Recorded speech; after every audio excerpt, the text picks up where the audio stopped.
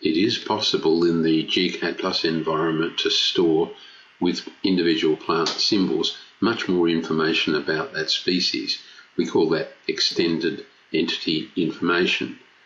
You can store extra information about all sorts of things, but let's concentrate on these symbols.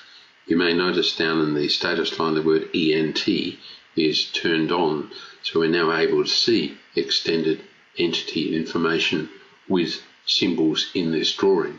So if I click, notice that as I hover over that symbol, it tells me that it's the dwarf crepe myrtle. Its height is 5 feet. This is an example from the US. There's a URL for an image and some notes.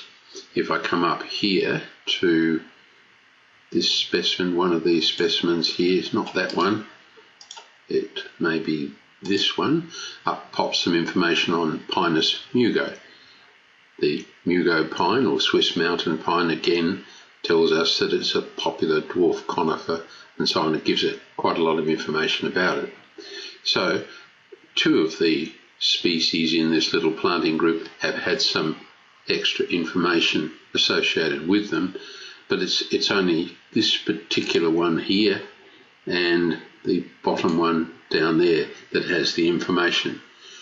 You store the information via the gCADPlus drop-down menu and pick an entity and store extended data with it, but you can also highlight entities with extended data or extract the data that's been stored, or what I want to do right now is propagate, and I click that option. Now when I select this one, I get the pop-up, or if I pick this one, I get the pop-up. So the propagation has occurred. We entered the information for one symbol and it was propagated to all the other similar symbols that would move right through the whole design. It gets a little bit irritating that you only have to move the cursor over the top of the plant and up pops the information, but that goes the moment you take extended entity information off and we're back into the normal environment. So storing information is relatively straightforward. You just take the extended data, store extended data. The prompt says pick the entity. So let's pick one that I happen to know a little bit more about. Here's a liriop. This symbol represents liriop. You notice down in the status line down the bottom, is this entity some paving, some decking? Is it irrigation or furniture, grass, lighting, or species? Well, in this case the symbol represents species, so up pops this entity data box, and we can put in the common name and the botanical name, the height that it grows to. If this was in, say, a very large site, you could put in the Google Earth KLM data, or you could even put GPS coordinates in there, and that would enable you, if this was a large botanic gardens, you could navigate to the site. So the extended entity information has lots of applications.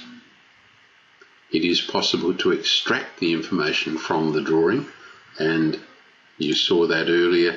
That's this extract stored data pops up. It's going to store it as a comma-separated file, a CSV file, which will go straight into Excel, and you can manipulate it in there. It'll produce quite a large file because all the descriptive information will come. So we try to make extended information, entity information, as versatile as possible. If we go back to this one and I wanted to change or just check it, I could go extended data, store it, up pops the box. I've got a URL to a picture of it. I could click there and it should link me in my browser to a picture of that particular species.